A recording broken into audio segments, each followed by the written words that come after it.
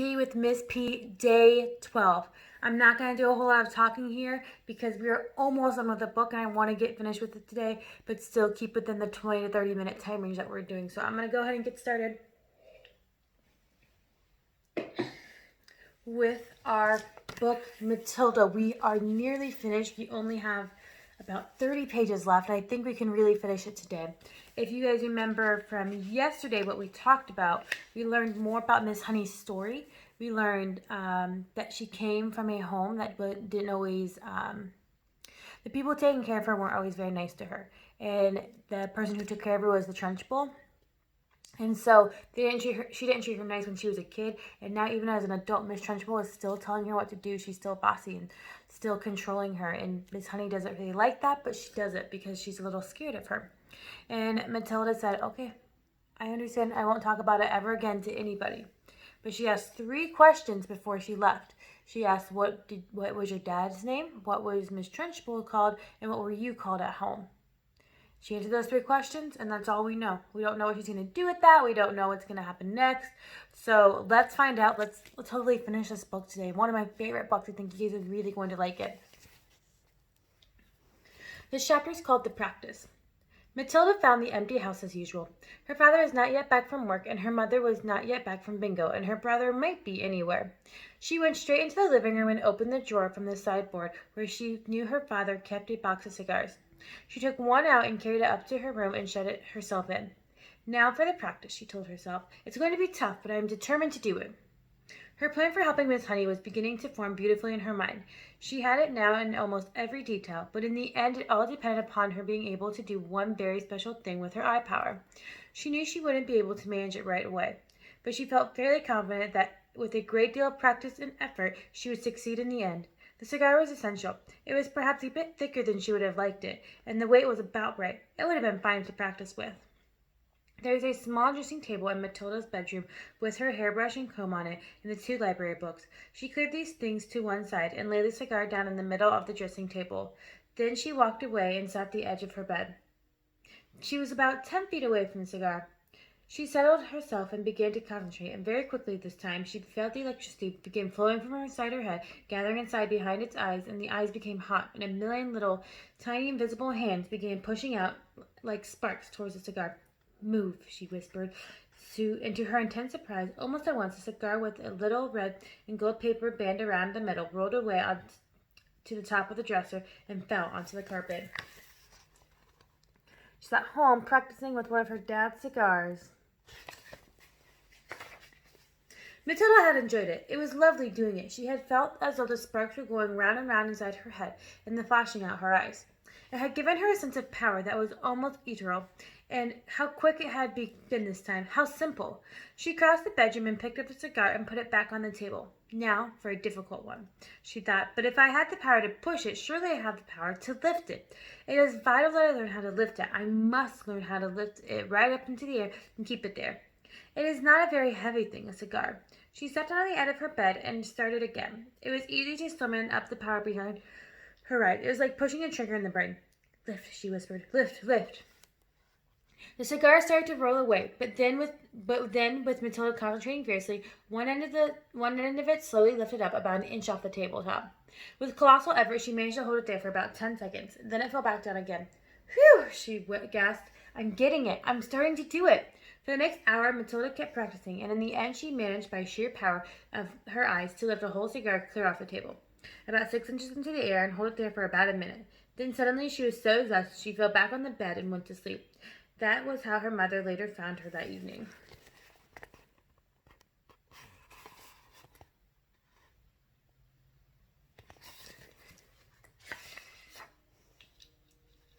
What's the matter with you? The mother said, waking up. Are you ill? Oh, gosh, Matilda said, sitting up and looking around. No, I'm all right. I was just a bit tired, that's all. From then on, every day after school, Matilda shut herself in the room and practiced with the cigar. And soon it began to come together in the most wonderful way. 6 days later, by the following Wednesday evening, she was not only able to lift up a cigar in the air, but also move it around exactly as she wished. It was beautiful. I can do it, she cried. I can really do it. I can pick up a cigar with my eye power and push it and pull it in the air any way I want. All she had to do now was put her great plan into action. This chapter is called The Third Miracle. The next day was Thursday, and that, as a whole of Miss Honey's class knew, was the day of which the headmistress would take charge of the first lesson after lunch. In the morning, Miss Honey said to them, "One or two of you did not particularly enjoy the last occasion when Miss Headmistress took over, so let's us all try to be especially careful and clever today. How are your ears, Eric, after your last encounter with the Trunchbull?" "She stretched them," Eric said. "My mother says she's positive they're bigger than they were." "And Rupert," Miss Honey said, "I'm glad you didn't lose any of your hair last Thursday." "My head was jolly sore afterwards," Rupert said. "And you, Nigel," Miss Honey said, "please do not try to be a smart aleck with the headmistress today. You were really quite cheeky with her last week." "I hate her," Nigel said. "Try not to make that so obvious," Miss Honey said. "It doesn't pay. She's a very strong woman. She has muscles like steel ropes." "I wish I was a grown-up," Nigel said. "I'd knock her flat." "I doubt you would," Miss Honey said. "No one has ever gotten the best of her yet." "What will she be testing us on this afternoon?" Smallgirl asked. "Almost certainly the 3 times table," Miss Honey said. "That's what you've all meant to learn in this past week. I make sure you know it." Lunch came and went. After lunch, the class reassembled. Miss Honey stood on one side of the room.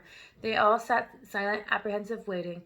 And then, like some giant of doom, the enormous Trunchbull strode into the room with her green breeches and cotton smock. She went straight to her jug of water and lifted up by the handle and peered inside. "I'm glad to see," she said, "that there are no slimy creatures in my drinking water this time. If there had been, then something especially unpleasant would have happened to every single member of this class, and that includes you, Miss Honey." The class remained silent and very tense. They had learned a bit about the tigress by now, and nobody wanted to take any chances. "Very well," the Trunchbull boomed. "Let us see how well you know your 3 times tables. Or, to put it another way, see how badly Miss Honey has taught you your 3 times table." The Trunchbull was standing in front of the class, legs apart, hands on hip, scowling at Miss Honey, who stood silent in one side. Matilda, sitting motionless at her desk in the second row, was watching things very closely now. "You!" the Trunchbull shouted, pointing a finger at Wilfred at the extreme right front row. "Stand up, you!" she shouted. Wilfred stood up. "Recite the 3 times tables. 3 times table. Backwards." The Trunchbull barked. "Backwards?" stammered Wilfred. "But I haven't learnt it backwards." "There you are!" cried the Trunchbull triumphantly. "She taught you nothing. Miss Honey, why have you taught them absolutely nothing in the last week?" "That is not true, Headmistress," Miss Honey said. "They have all learnt their 3 times table, but I see no point in teaching it to them backwards. There is little point to teaching them anything backwards. The whole object of life, Headmistress, is to go forwards. I venture to ask whether even you, for example, can spell a simple word like run backwards straight away. I very much doubt it." "Don't you get impertinent with me, Miss Honey," the Trunchbull snapped, then turned to the back of the unfortunate Wilfred. "Very well, boy," she said. "Answer me this. I have 7 apples, 7 oranges, and 7 bananas. How many pieces of fruit do I have altogether? Hurry up! Get on with it! Answer me!" "That's adding up," Wilfred cried. "That isn't 3 times table." "You blithering idiot!" shouted Trunchbull. "You festering gumboil! You flea-bitten fungus! That is 3 times tables. You have 3 separate lots of fruit, and each lot has 7 pieces. 3 sevens are 21. Can't you see that, you cesspool?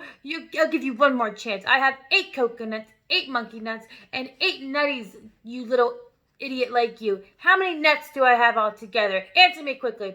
Poor Wilfred was properly flustered. "Wait," he cried. "Please wait. I've got to add up 8 coconuts and 8 monkey nuts." He started counting on his fingers. "You bursting blister," Trunchbull said. "You moth-eaten maggot. That's not adding up. This is multiplication. The answer is 3 eighths. Or is it 8 threes? What's the difference between 3 eighths and 8 threes? Tell me that, you mangled little wurzel, and look sharp about it." By now, Wilfred was far too frightened and bewildered to even speak.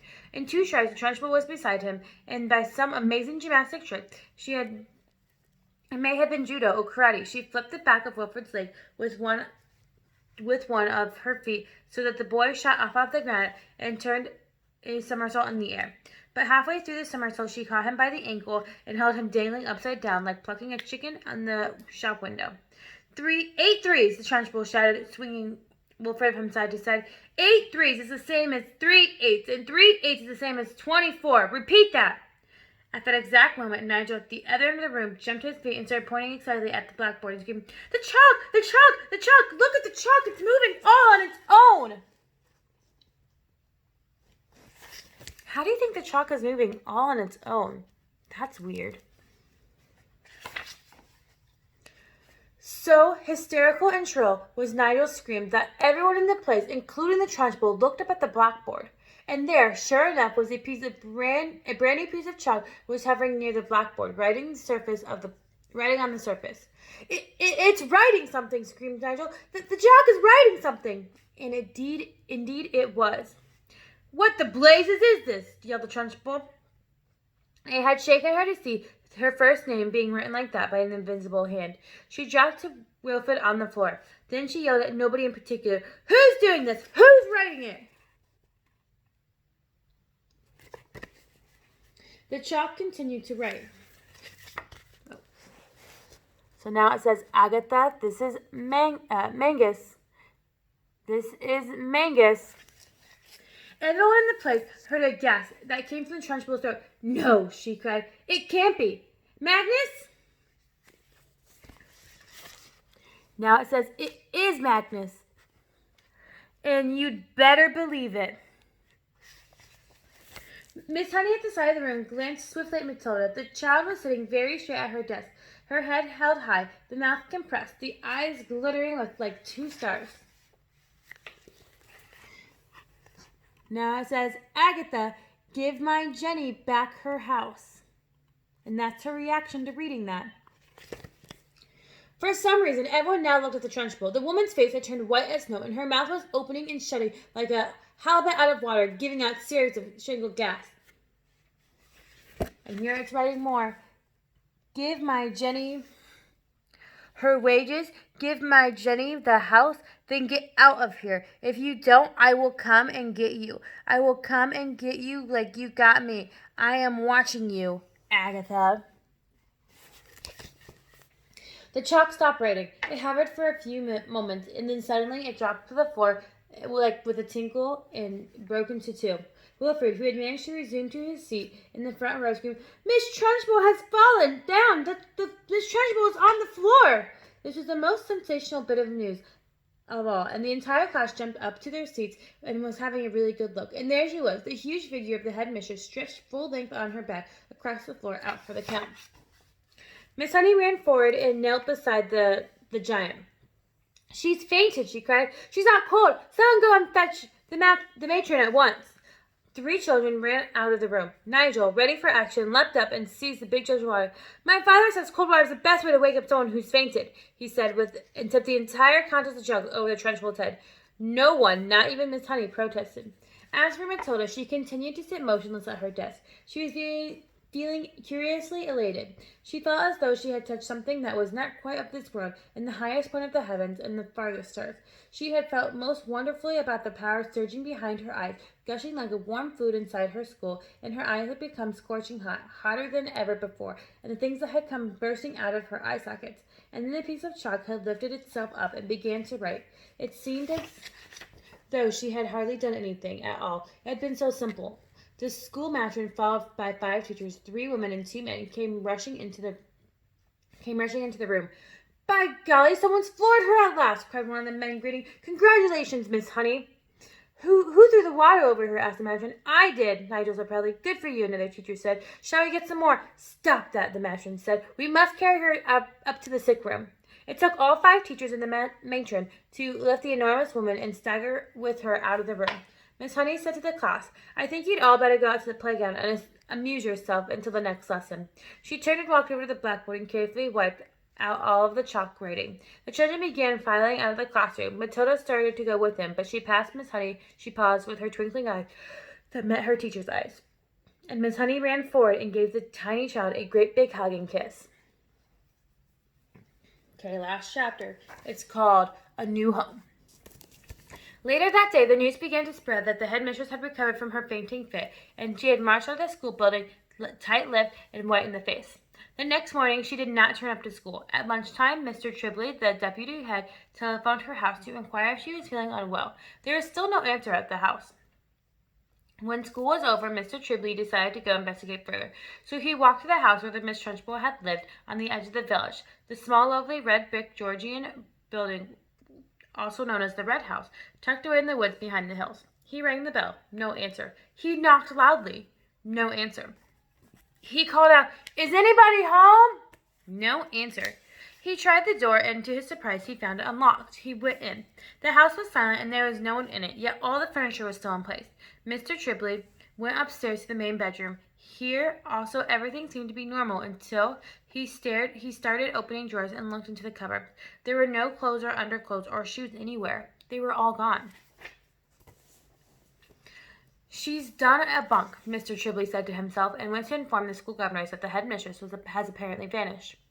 On the second morning, Miss Honey received by register post from a firm of local solicitors informing her that the last will and testament of her late father, Dr. Honey, had suddenly and mysteriously turned up. This document revealed that ever since her father's death, Miss Honey had been in fact the rightful owner of the property at the edge of the village known as the Red House, which until recently had been occupied by Miss Agatha Trunchbull. The will has also showed that her father's lifetime savings, which fortunately were still safely in the bank, had also been left to her. The solicitor's letters added that if Miss Honey would kindly call into the office as soon as possible, then the property and money could be transferred to her name very rapidly. Miss Honey did just that, and within a couple of weeks she had moved into the Red House, the very place that she had been brought up and where, luckily, all the family furniture and pictures were still around. From then on, Matilda was a welcome visitor at the Red House every single evening after school, and a very close friendship began to develop between the teacher and the small child. Back at school, great changes were also taking place. As soon as it became clear that the Trunchbull had completely disappeared from the scene, the excellent Mr. Tribley was appointed head teacher in her place. And very soon after that, Matilda was moved up to the top form, where Miss Pillsbury quickly discovered that this amazing child was every bit as bright as Miss Honey had said. One evening, a few weeks later, Matilda was having tea with Miss Honey in the kitchen of the Red House after school, as they always did, when Matilda suddenly said, "Something strange has happened to me, Miss Honey." "Tell me about it," Miss Honey said. "This morning," Matilda said, "just for fun, I tried to push something over with my eyes, and I couldn't do it. Nothing moved. I didn't even feel the hotness building up behind my eyeballs. The power is gone. I think I've completely lost it." Miss Honey carefully buttered a slice of brown bread and put a little strawberry jam on it. "I've been expecting something like that to happen," she said. "You have? Why?" Matilda asked. "Well," Miss Honey said, "it's only a guess, but here's what I think. While you were in my class, you had nothing to do, nothing to make you struggle. Your fairly enormous brain was going crazy with frustration. It was bubbling and boiling away like mad inside your head. There was a tremendous energy bottled up there that was nowhere to go. And somehow or other, you were able to shoot that energy out through your eyes and make objects move. But now things are quite different. You are in a top form competing against children more than twice your age, and all that mental energy is being used up in class. Your brain for the first time is having to struggle and strive to keep really busy, which is great. That's only a theory, mind you, and it may be a silly one, but I don't think it's far off from the mark." "I'm glad that it happened," Matilda said. "I wouldn't want to go through life as a miracle worker." "You've done enough," Miss Honey said. "I can so hardly believe you made all this happen for me."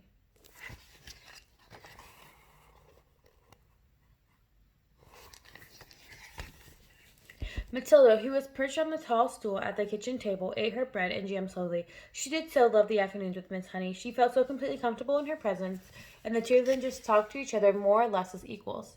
"Did you know," Matilda suddenly said, "that the heart of the mouse beats at a rate of 650 times per second?" "I did not," Miss Honey said, smiling.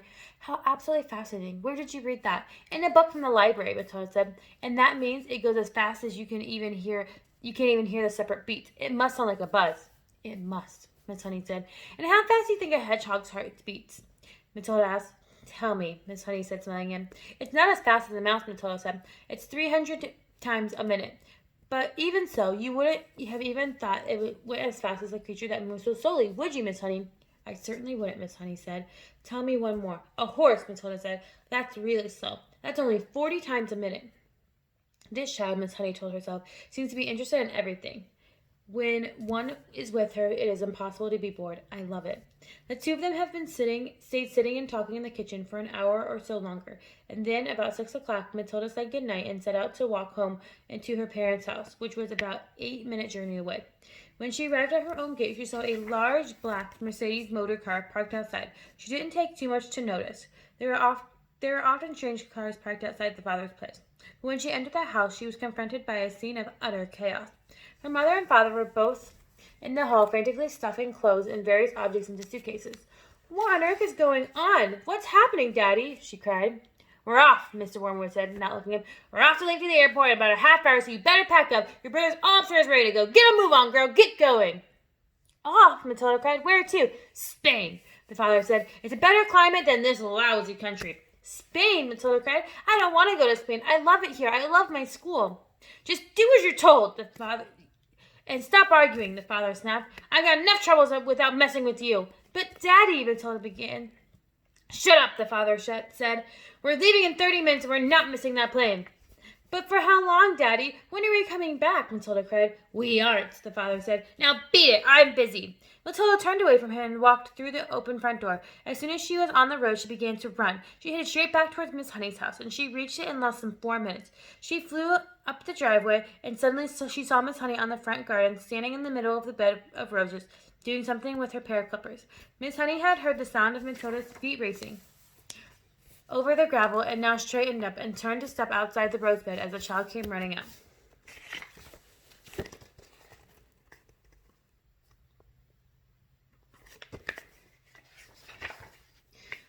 My, she said. "What in the world is the matter?" Matilda stood before her, panting and out of breath. Her small face flushed crimson all over. They're leaving," she cried. "They're all gone mad. They're filling their suitcases, and they're leaving for Spain in about 30 minutes. "Who is?" Miss Honey asked quietly. "Mommy and Daddy and my brother Mike, and they say I have to go with them." "You mean for a holiday?" Miss Honey asked. "No, forever," Matilda cried. "Daddy said we're never coming back." There was a brief silence. Then Miss Honey said, "Actually, I'm not very surprised." "You mean you knew they were going?" Matilda cried. "Why didn't you tell me?" "No, darling," Miss Honey said. "I did not know they were going, but the news still does not surprise me." "Why?" Matilda cried. "Please tell me why." She was still out of breath from running and from the shock. "Because your father," Miss Honey said, is in with a bunch of crooks. Everyone in the village knows it. My guess is that he's the receiver of the stolen cards from all over the country. He's in it deep." Matilda stared at her with an open mouth.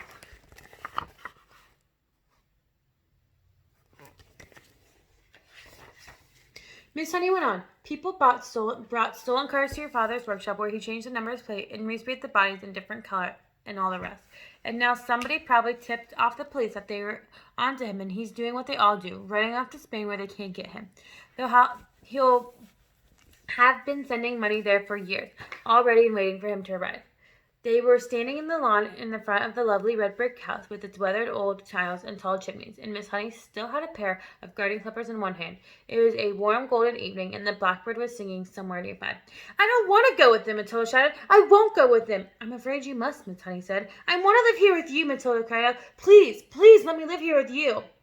"I only wish you could," Miss Honey said, "but I'm afraid that's not possible. You cannot leave your parents just because you want to. They have the right to take them with you." "But what if they agreed?" Miss Matilda cried eagerly. "What if they said, 'Yes, that I can stay with you'? Would you let me stay with you then?" Miss Honey said softly, "Yes, that would be heaven."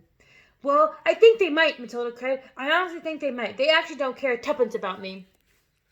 "Not so fast," Miss Honey said. "We've got to be fast," Matilda cried. "They're leaving any moment. Come on," she shouted, grasping Miss Honey's hand. "Please, come, hurry with me, please. Ask them. We have to hurry. We have to run." The next moment, the two of them were running down the drive together, and then out into the road, and Matilda was ahead, pulling Miss Honey by her wrist. And there was a wild, wonderful dash that made the long country lane through the village to the house where Matilda's parents lived. The black Mercedes was still outside, and now in its boot and its door were open. Mr. and Mrs. Wormwood and the brother were scurrying around like ants, piling the suitcases, as Matilda and Miss Honey came dashing up.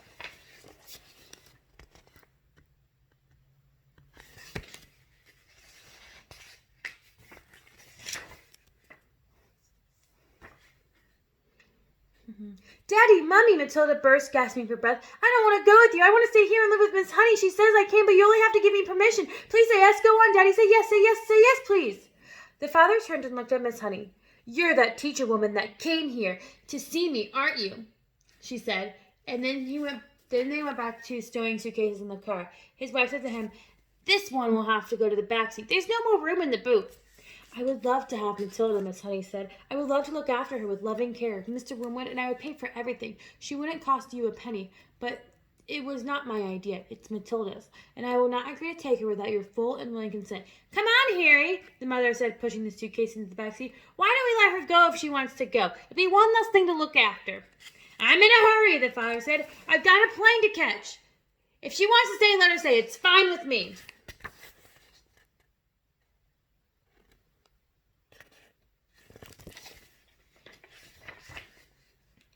Matilda leapt into Miss Honey's arms and hugged her, and Miss Honey hugged her back. And then the mother and father and brother were inside the car, and the car was pulling away, with tires screaming. The brother gave a wave through the rear window, but the other two didn't even look back. Miss Honey was still hugging the tiny girl in her arms, and neither of them said a word as they stood there watching the big black car tearing round the corner at the end of the road and disappearing forever in the distance.